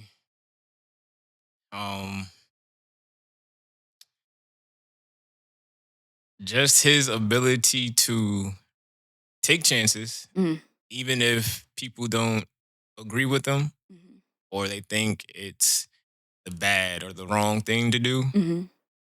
Know why you're doing it, and always make sure that that's like the main thing. Put the why, like make sure the why is a great reason. And yeah, if you got to sacrifice. If it means like if the why means something, like really means something to you, and be willing to sacrifice whatever and stand and die by it. It's interesting how similar that sounds to like. It's almost poetic to photography. Because like there's all these rules in place. You can break them. You just got to know why you're doing it. Yeah, and I feel like all the dopest art comes from those who break the rules in a dope way. That's where the real fire art is at, man. That's fire. What conversations do you wish you could still have with your dad? I would love to have a conversation with him about just like you said, like once we got old, and of age, like everything just seems like we put it on Hall of Fame difficulty. Yeah, like, facts. So I would love to have a conversation on where he would be, like if he was in my shoes, starting at the age of let's say 21. I would love to hear what his game plan would be. Yeah, and just chop it up about that. Like, pretty sure by the time he was 21, he had kids. Yeah, so it's like I would talk about kids. Like, just I just would love to pick his brain. Yeah, like as an adult. His like, perspective on I got to pick his brain as the little homie. Yeah, I never had to have that man conversation. Like, I never had the opportunity like to share a drink with him. Like, so that's something that I wish that I could chop it up with him about. Okay. Grief and perspective. How did losing your father change the way you view life? Um, my family will tell you that I have a very, very, they'll call it cold, like interaction, like with death. Like for me, like my grandmother on my mom's side, she had a conversation with me at a very young age, and it just made sense. Like I think I had went through I lost my grandmother on my dad's side, and I just remember I was just crying to the point where my head was hurting, and my grandmother, she kind of just watched me. She let me get it out. And then like she just had like a real conversation with me, like I was like a whole like grown adult. adult, yeah. Yeah, and it was like now they cry and bring him back.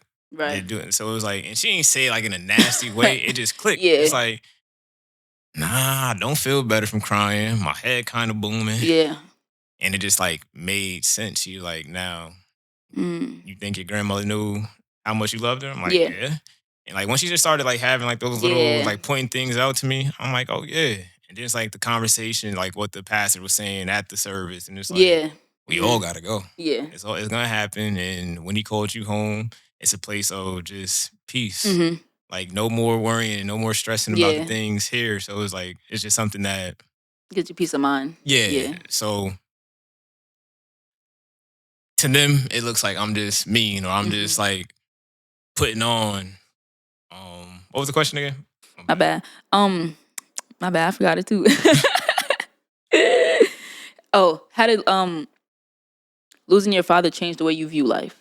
Okay, so yeah, so they view it as like, oh, I view it as cold, but for me, it was just like that realization in real time, like how fast, like you can go from innocent, immature, just going through the motions to, oh, well, now you're expected to cover your own phone bill, cover your car insurance, cover X, Y, and Z. Yeah. So that's like really what like took over my brain at that point in time. It wasn't until I lost my brother, like to where it was like a situation to where, like I said, I have like this relationship with death where it's like I can pretty much compartmentalize and just keep everything going and express things that I need to express.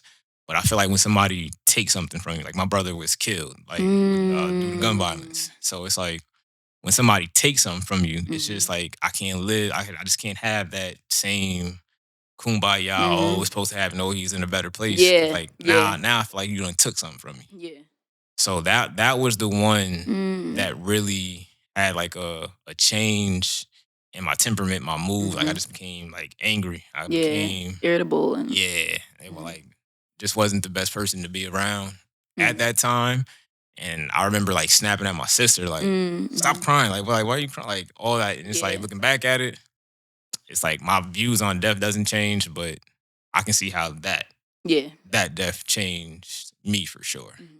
Is it like, do you feel like once you hit, not to say anyone's life matters more than the next, right? But I do feel like I never lost a sibling, but I can relate to the losing a parent. Do you feel like when you lose someone that much of a pillar in your life, like that it kind of like, I don't want to say, 'cause it's one thing to, I don't want to say it crazy, but like, bear with me. I'm finding it. It's one thing to lose your great aunt or something somewhere, which you loved her, but she's not in your immediate household. It ain't she's the same as the OG. When you hit, it kind of like, almost like a different chemical in your brain releases to a point where you feel like if I could make it through this right here, it kind of does make you numb to a lot of other things that are also losses, but you kind of just view it as, damn, like I reached rock bottom, you know? Yeah, so for me, I kind of like have this feeling of like when a loved one passes, it's more so like now you're living through me. And it's like I feel like I'm carrying like whatever values you is like instilled in me, and now I'm going to try to like amplify it times 10. So it's like with my brother, like he left behind my little nephews and nieces. So it's like I try to pour into them. Yeah. And it's like sometimes I beat myself up because it's like they're all in Alabama and I'm up here. So it's like sometimes I beat myself up like, oh man, I ain't even been calling like that. I need to do X, Y, and Z. Yeah. Like you said, like life be life and it's hard and I can't be as present as I want to be. But it's something to where it's like when I go back down there and it's like I get the hug, I get the feeling like just pour into them. It's like it just resets. It just resets everything. All right. Okay. What does grief look like years later?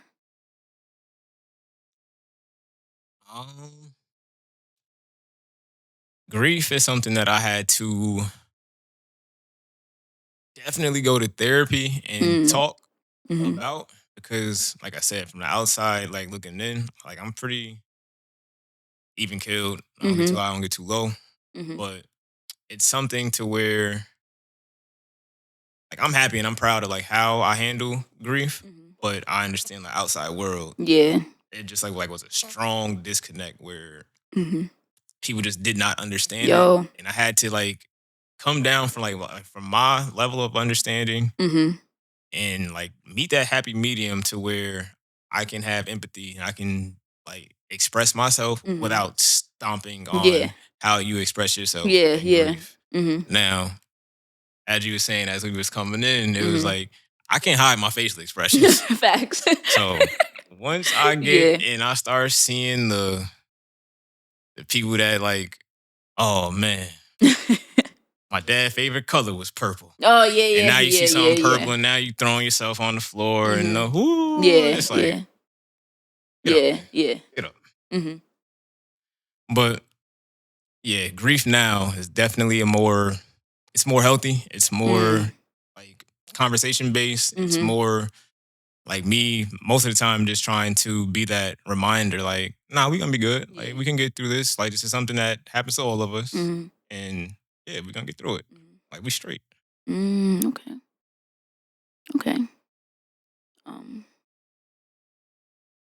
Did it change what you value? It didn't change what I value, it intensified. Amplified. Okay. Okay. How did it change how you spend your time? Did I ask you that already? Not exactly. It made me really value. Well, I'm not gonna say it made me value it more, but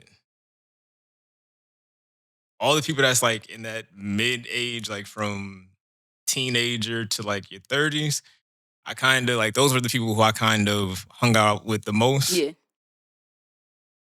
Once I started seeing like my elders starting to fall, and like, all right, I need to focus on the OGs. Yeah.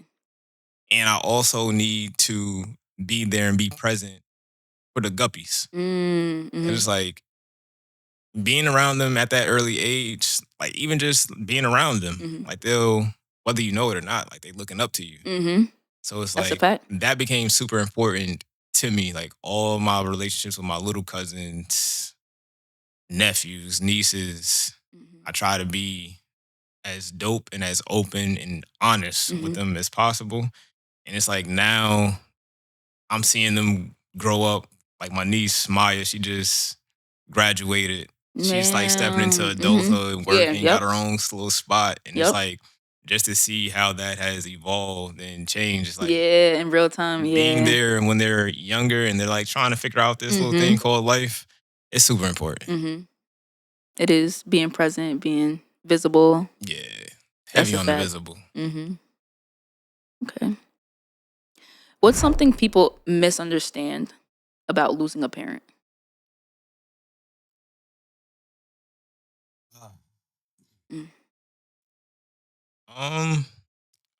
For my experience, I felt like everybody just put this instant like depression on me, or like this. I was supposed to be just super, super sad. Pity. And yeah, so for me, the way I get through it is I'm that guy that take all the pictures. I miss him. I'm gonna go to my camera roll. I'm gonna go through the cloud. I'm gonna go through X, Y, and Z.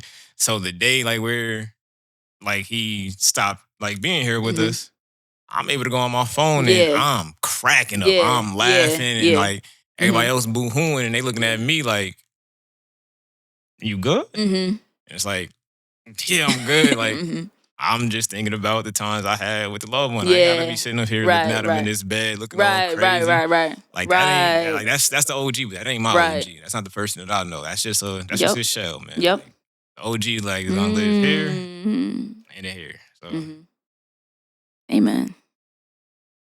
How do you continue carrying someone's impact after they're gone? You definitely just got to. I feel like we all can have like a guardian parent like that. Their voice, like you remember them drilling something into you, and it's just like as you become like your own person, you can then decide like what you want to take and amplify, and others like where it's like, all right, pops, I seen what you was doing here, but we just got two different philosophies. So it's about it's so many ways that you can pay homage to like the ones that's passed on, and just like me and my brother, like my dad, like his best friend, like they had like this little cheesy little thing they used to do. Like whenever they got like call each other on the phone, they answer like, "What you know, Joe?" And, like they call themselves Joe. I don't know why, but it's like now whenever me and my brother are on the phone, we hit each other with the "Yo, what you know, Joe?" And it's like a little tip of the cap to the OG for sure. Yo, I'm screaming. That's like it was like I won. Oh yeah, I'm guilty of that as well. My cousin's got that like just it's embedded. Yo, weak. Okay. Creativity and loss. Do you think loss has changed the way you create? Loss is like that garlic powder, that onion powder, like the little holy trinity. Like it's just something that in the moment when you go through it, it feels awful. Yeah. It does feel. It's not a good thing. It doesn't feel the best. But then like once you see how it molds you and the things that it just like changes about you, it really like there's no artist that has zero pain. True. Like all the greats. The pain is what drives the beautiful work, honestly. Yes. Yep. Okay. Has creativity ever helped you process difficult moments? Yeah.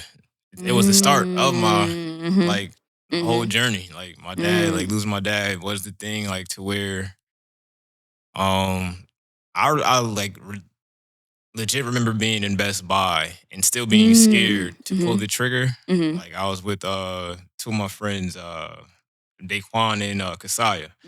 And I had like a full frame camera in my hand and I had a little point and shoot. And I really wanted the full frame camera, just the price tag associated with it was just like, no sir, ain't no way we about to drop this. That's a car. That's a so it's like I kept on like, well, this little pocket rocket is cool too.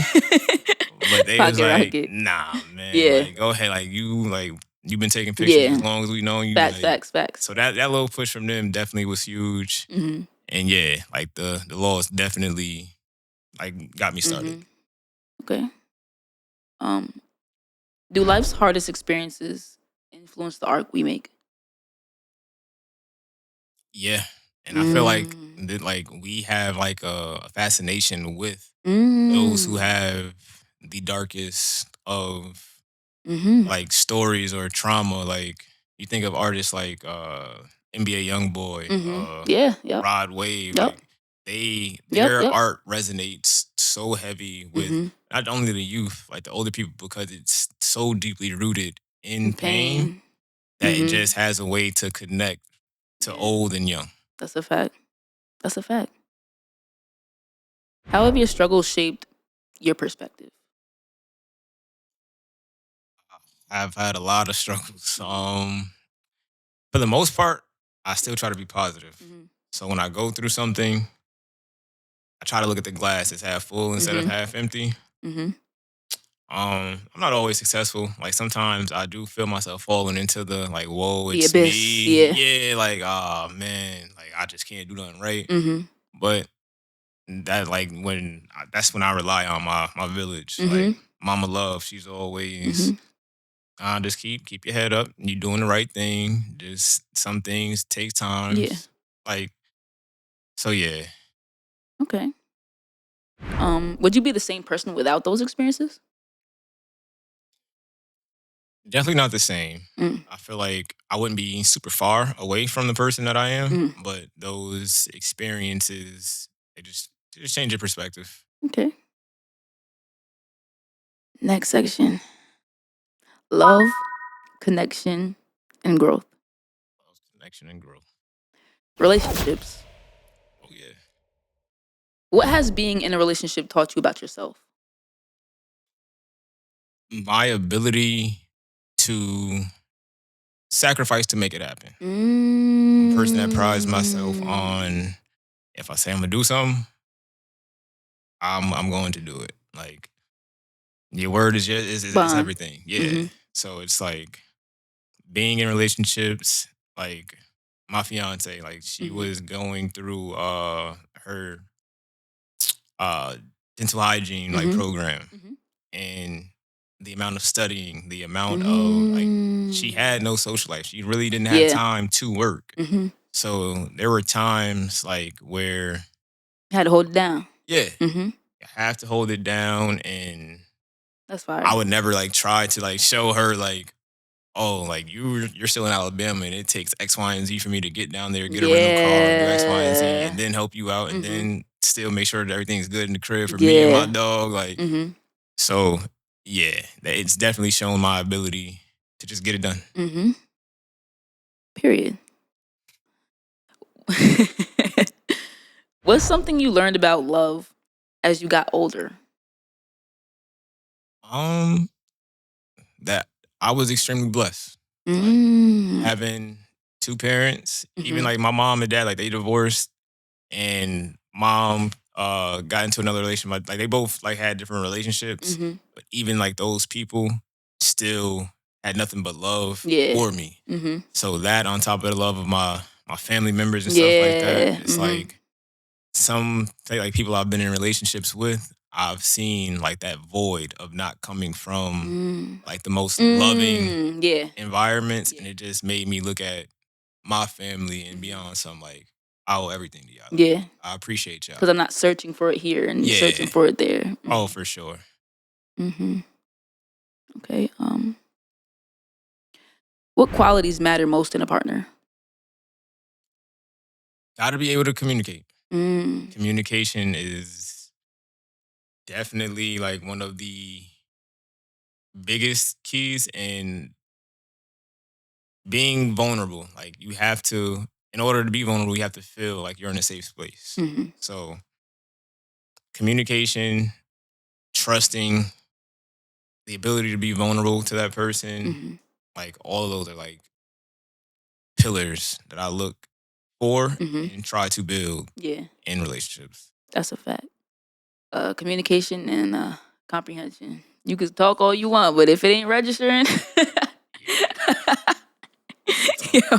It's tough for sure. Especially like for me, like there were points and times in my life where it was like I was the type where I was gonna get my point across, and then it was like I can be quiet, but it's like I like as you're talking, I'm still thinking about what I'm saying, and it's like having to slow down and like, now let me understand, because a lot of the times in relationships, all the arguments be over something that can really be squashed just by slowing down and listening to the other person. You're Be just two nervous misunderstandings. systems trying to calm down. Facts. What makes a relationship healthy? Oh man, a healthy relationship is something that you are transparent. Both people are bringing all the cards to the table. Like you're not hiding anything. You're trying to build and elevate and make a family that's rooted in love, and trying to break any type of, bad habits or traumas that you might have from your childhood. Just trying to break like all that stuff. Like that's the thing. Transparency. Because a lot of people say, "Oh, I want someone who's honest." It's a difference between honesty and transparency. Honesty is, I asked you, was you doing X, Y, Z, and you told me. Transparency was, all right, listen, babe, like, you coming to it. Yeah. You getting ahead of it. You know what I'm saying? So definitely, I think ultimately that's what it is. Like, lack of communication just, I feel like that's the root of most issues. Yeah. Honestly.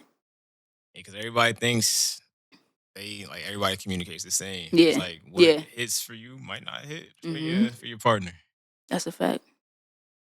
How do you balance maintaining individuality while building a life with someone?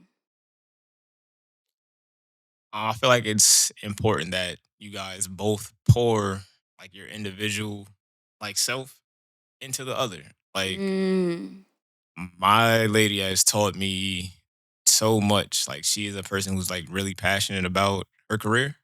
And her like she runs her own TikTok where she's like educating people about like oral like hygiene and care and stuff like that. So it's like I find myself like I'm not about to be enrolling in no like dental school or nothing like that. But it's like now I got like an eye, like my eyes open for X, Y, and Z. And like for her, it's like she knows I'm into sports. So it's like she like legit became a fan of boxing and basketball. And again, it was like kind of one of those things like, oh, she just watching just because she know I like it. But nah, she like really locked in. Like I'm a basketball fan. Like, you know, I'm a Kobe fan. So I'm a Laker guy. And somehow she became an OKC fan. And it's like the arguments we've had on basketball. It's like the next day I'll wake up and be like, nah, it's dope that you really like took an interest into this. Like that's fire. That is fire. Like I feel like I'm a broken record when I say this, but I'd be like, yo, finding someone who, even if they're not fully submerged in what you're doing, like someone who, I don't know, who like has an interest in what you have going on that you do so passionately is so crucial and so important. Like, it is. Oh my gosh, yo, sure. It's a vibe.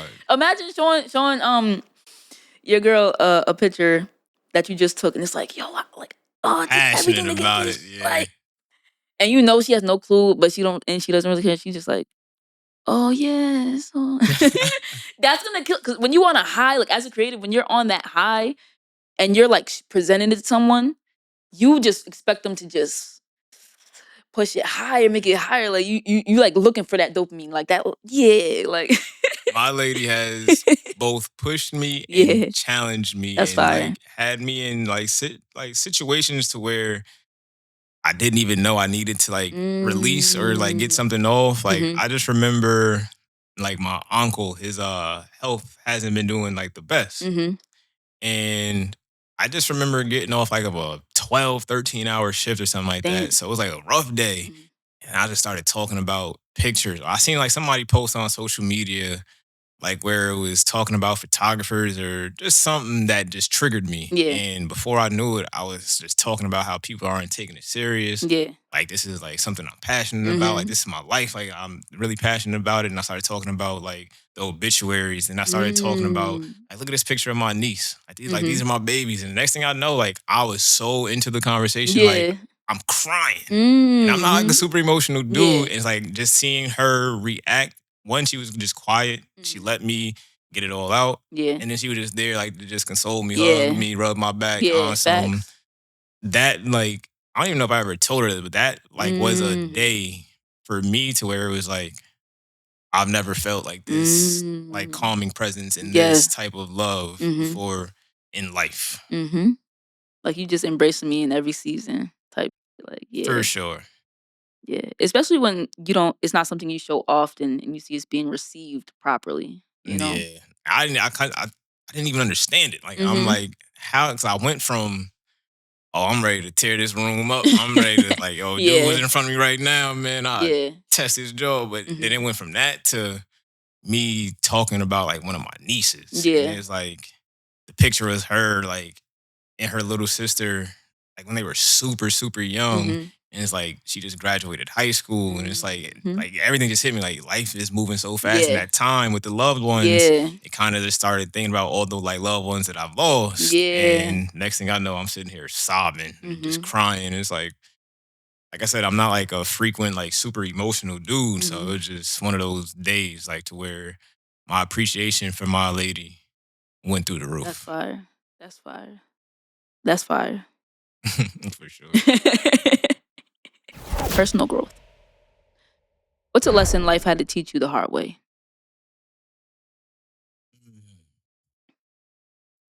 Life taught me that can't save everybody. So even those who is like you got nothing but love for, again, tying back to like losing a close one from gun violence. Like I lost one of my best friends. Shout out to Trey, man. May he rest in peace. Like I'm not sure what it was, but something changed in him to where it's like our conversations like started going left, and he just like was just filled with like anger. Like he was just everybody's hating on me. Nobody wants to see me do X, Y, and Z. And it was like it just came from left field for me. So it's like, yeah. What was the question again? I want to make sure I hit the point. What's a lesson that life had to teach you the hard way? All right, can't say everybody. So it's like just watching him. I'm like, oh, bro is like on a crash course. Like he gonna crash out eventually. Like he's like talking about people we went to high school with, and like they're calling me, and it's like get into like this play like I'm trying to play mediator, and it's like it's not my job. Like let's chill, because like then I started feeling like it weighing on me. And to like rectify the situation. So it's like it's like once the situation started getting too crazy, it's like, all right, bro, like ain't nobody gonna call my phone and keep talking about like, oh, you gonna do harm to my friend or something like nah, we not doing that.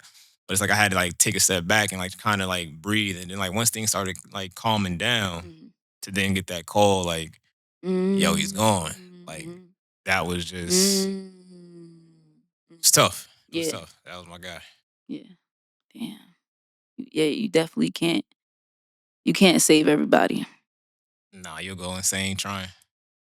Or you'll go with them wherever they going. Facts. What's something you've changed your mind about over the years?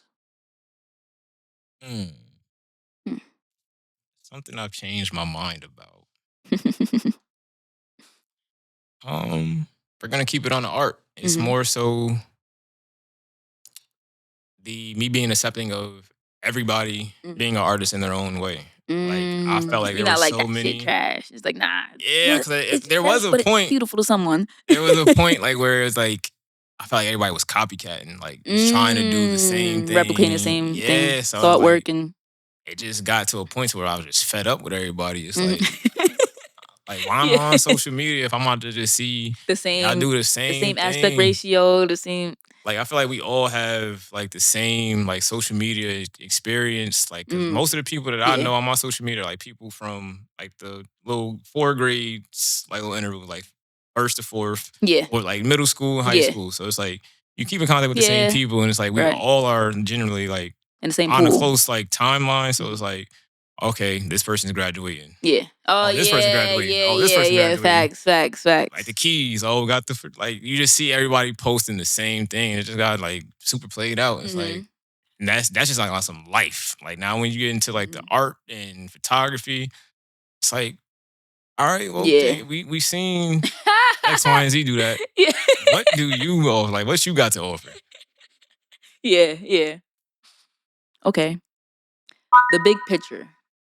Reflection. What motivates you these days?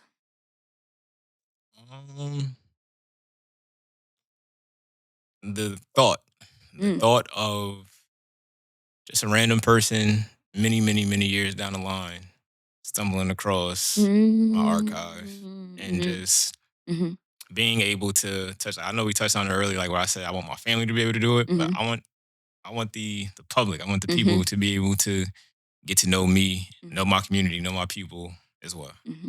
Amen. What kind of impact do you hope to leave behind? I hope that people can take that it's cool to love. It's cool to love on everybody, man. No matter like what their political like views are, whether they're like whatever their sexuality is, like it's cool. Like you're your own person, they're their own person. Like it's cool to love on everybody. It's enough hate out here in the world. That's a fact. That's more than enough. It's too damn much. What are you chasing that has nothing to do with money? I am chasing the greatest form of Jalon. That's what I'm chasing for sure. And that's what like really motivates me to continue to go out there and make those mistakes. So like even like I was telling you how like right now I'm just not feeling super motivated to pick up the camera because of like in my head it's like, oh, this role is going to be damaged and I don't the want to go risk. through that. Yeah. But it's like in order for me to get to the other side and to get to the greatest version of me, I gotta embrace all the bumps in the road. That's a fact. That's a fact. The next one you take might be the one. You ain't never know. Advice. If someone's trying to find their place in life, what do you tell them? I just tell them, don't be afraid to experiment and never be afraid of failure. Like failure is something That's a that I heavy one. view as extremely necessary for all of us. Oh yeah. Like I feel like if everything is easy, it takes the joy out of it. Like it just makes it like not worth it. Like everybody can do it. So just controlling your mindset when you're going through the bumps, going through those losses, like yeah, embrace the loss. Like you ain't gotta like it. Like let it weigh on you. Let like understand like yourself, feel it, and yeah, let it fuel you. Like if you don't want to feel like that no more, work so you ain't gotta feel it no more. That's a fact. And you rarely remember those mistakes, yo. You remember them enough not to do them again. Yeah. Yeah, that's like I shot. Well, it was understood because I was transparent that I wasn't going to be the primary video person for this wedding. However, I was the only video person for the wedding. Yo, some of the best shots shot in auto white balance. Got the job done. Which for a photo is fine. It's a still. You could kind of like correct it, you know. But yo, for video, that's jumping around. There's nothing you can do. Yeah. There's nothing you can do. Super tough. Okay. What's a conversation more people should be having?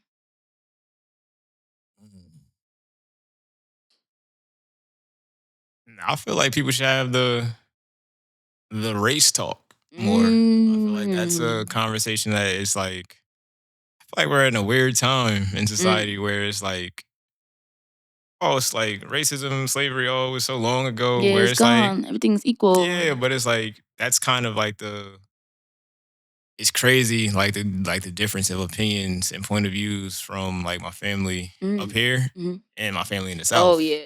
So it's like Oh yeah.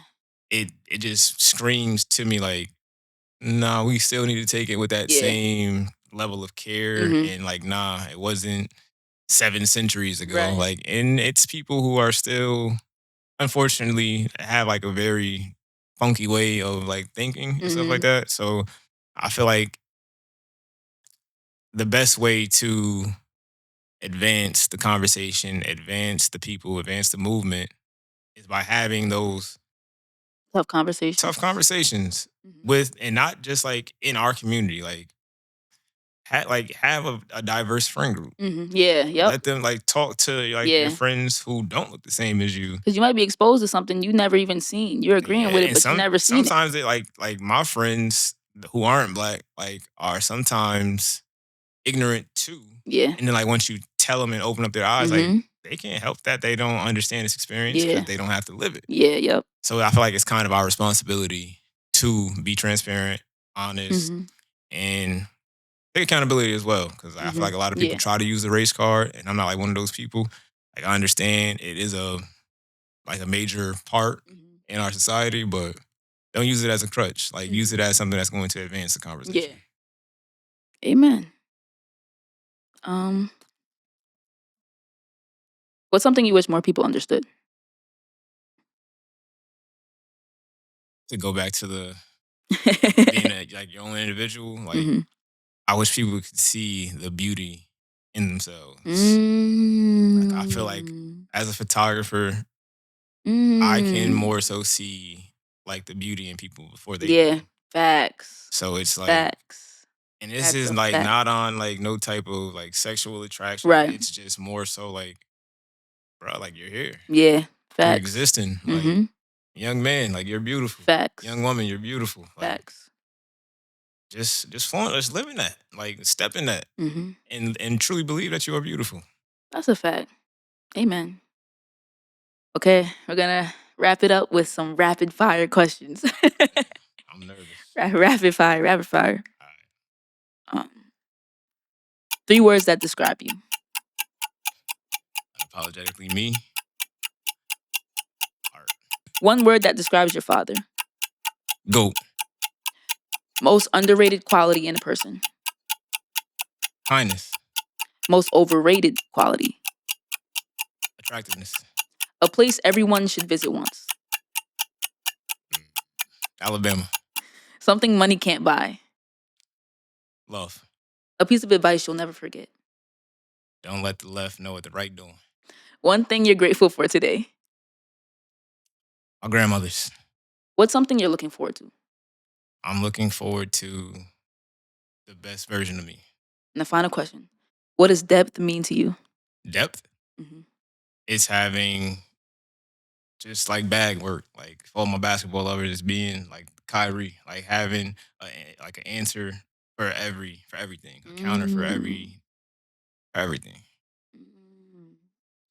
The why behind everything. Mm. Always looking for the why. That's depth. Yeah, I like that. All right, my boy Jalon. Thank you so much for coming through. That was a fire interview. I appreciate the convo. That was good. Thank you for keeping it real and bringing the depth in Depth.IRL. I like that. All right, any shout out your socials, everything, where to find you, your page, your work. Go on. TikTok, Instagram, they're all Jalon's _view. That's Jalon, Jalons.